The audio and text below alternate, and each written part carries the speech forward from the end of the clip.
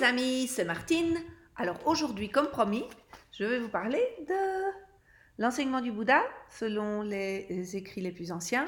Je vais commencer par l'attitude mentale bouddhiste et la fois prochaine, je vous entretiendrai des 4 nobles vérités, qui sera un sujet sans doute un peu plus aride.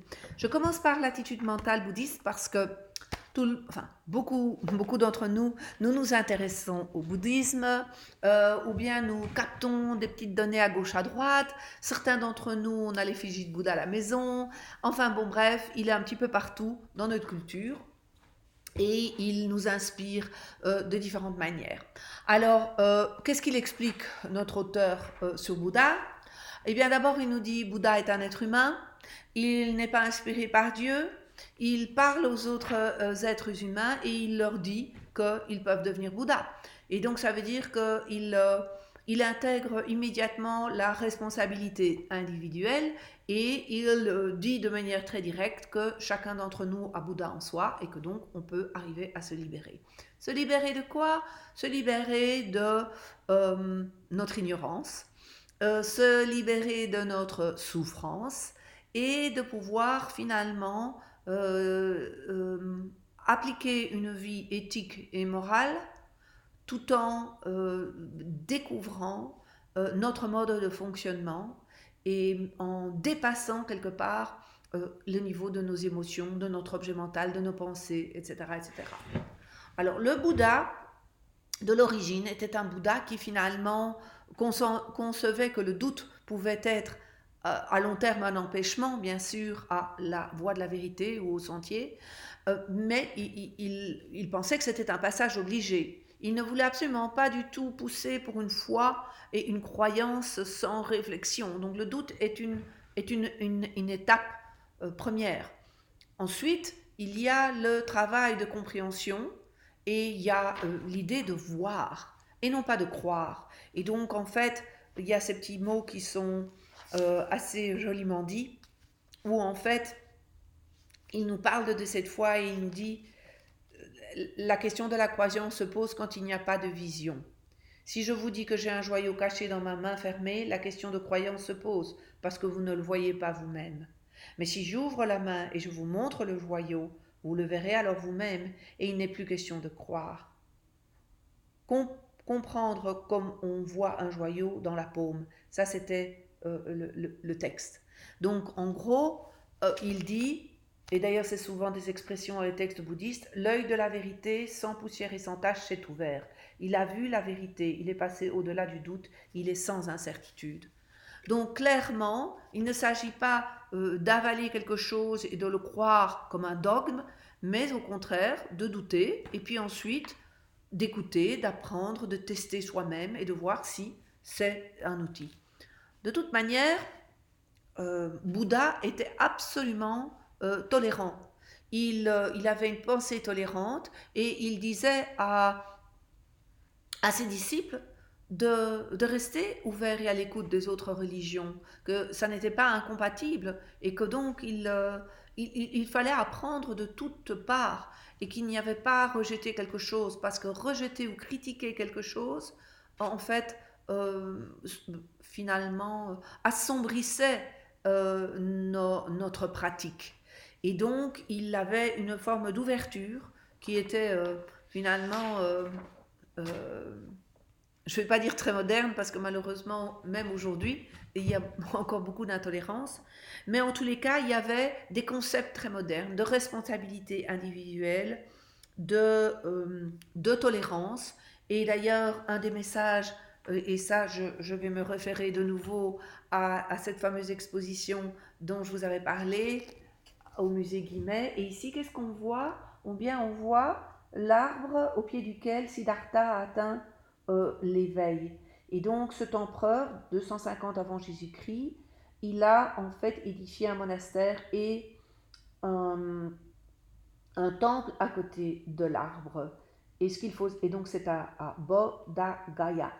Et ce qu'il faut savoir, c'est que dans les édits de ce roi Ashoka, eh bien, on retrouve des paroles justement de tolérance. Et il faut savoir que d'ailleurs, ce sont les premiers documents dans lesquels on mentionne Bouddha. Et donc, je vais vous dire par exemple ce qui était écrit ici.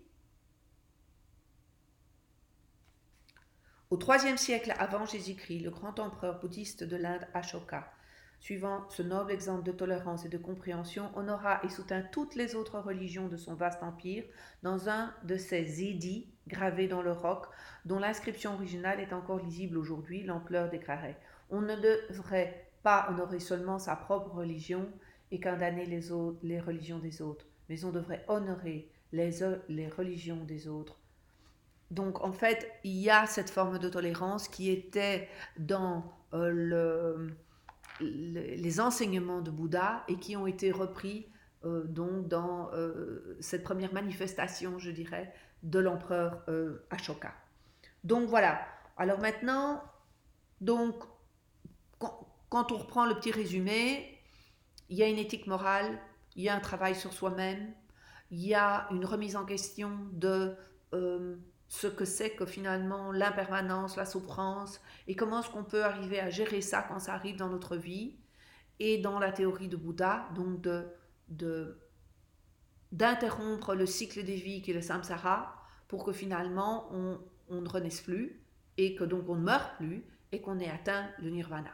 Donc ça, en fait, c'est le concept de base, et ça se fait avec un enseignement qui est parfaitement ouvert, et où il n'y a pas de questions métaphysiques ou de questions ésotériques, car Bouddha dit que ce ne sont pas les questions qui se posent, parce que ce ne sont pas les questions qui vont répondre ou aider à quelque part la cessation du dukkha, donc de la souffrance. Elles ne vont pas aider au détachement et à la tranquillité ou à la paix.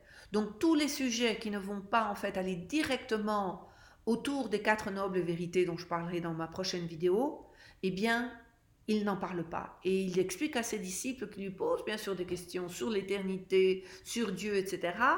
Et lui, il dit, ça n'est pas le propos, quelque part. Et donc là, de nouveau, on se réfère à ce qu'il y a de plus ancien. Alors, ce que je voulais quand même mentionner ici, et c'est un peu en dehors du sujet de l'attitude mentale bouddhiste, mais je pense que c'est intéressant de le mentionner juste là maintenant, c'est qu'en fait, il existe différents systèmes de pratiques et des courants de pensée. Parce qu'évidemment, quand le bouddhisme s'est répandu en Asie, en partant de l'Inde, et qu'il s'est répandu en Chine, et puis il y en a eu en Thaïlande, en Birmanie, en Corée, au Japon, évidemment, avec le temps, et comme au départ la transmission était orale, les écrits, les croyances, les doctrines se sont amplifiées, se sont un tout petit peu, je veux dire, pas éloignées les unes des autres, mais nourries l'une de l'autre, pour arriver à quelque chose qui est peut-être un tout petit peu différent en fin de parcours. Ceci dit, ce que vous devez savoir, c'est qu'il existe le véhicule de libération individuelle, qui s'appelle le Yana, puisque Yana c'est véhicule. Il y a le véhicule de la salvation universelle, qui est le Mahayana, et le véhicule du Tantra ou Tantrique, qui est le Vajrayana. Et donc, en fait, ces 3 véhicules ont bien sûr en commun l'éthique, comme toujours, quand même toujours en commun de progresser dans notre évolution personnelle et la compréhension de la vérité. Dans le véhicule de libération individuelle, il s'agit d'un travail personnel avec soi-même et son évolution personnelle.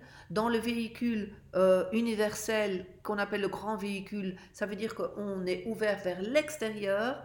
Il y a une ouverture sur le monde et sur les autres, et aussi d'aider les autres à comprendre la vérité. Et donc là-dedans, il y a bien sûr la compassion, la sagesse, qui est basée sur nos actions, nos pensées, enfin, qui colore nos actions, nos pensées, nos paroles.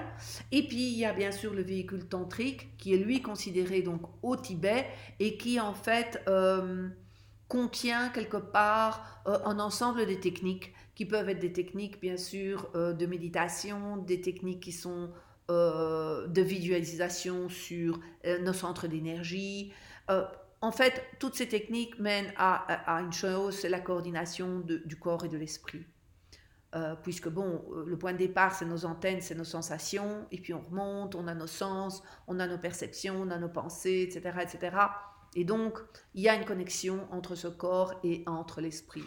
Et donc, Il y a bien sûr des points communs entre tous ces véhicules, bien sûr, et euh, il y a aussi le concept de, que je ne dise pas de bêtises, de Theravada, que vous trouverez peut-être sur Internet si vous regardez dans les différents systèmes. Et le Theravada, vous verrez qu'en fait, c'est le bouddhisme primitif. Et c'est ça donc qui a aussi inspiré les différents véhicules. Donc, on va parler donc de petits véhicules, de grands véhicules et de véhicules de diamant qui est donc le Vajrayana. Donc j'espère que ça vous a un tout petit peu éclairé. Donc ça c'est un peu un préambule de enfin qui est Bouddha, qui ça s'adresse, le contexte. Je trouve que c'est une pensée qui est très moderne. Et donc, ma prochaine vidéo, ce sera donc sur les 4 nobles vérités, sur ce que c'est Dukkha, l'impermanence. C'est un sujet qui est complexe, mais je pense que en apprenant réellement ce qu'il y a dans toute finalement, cette philosophie, vous pourrez comprendre comment, déjà, cerner comment elle peut vous être utile dans la vie de tous les jours. Voilà, alors je vous remercie d'avoir écouté mon charabia.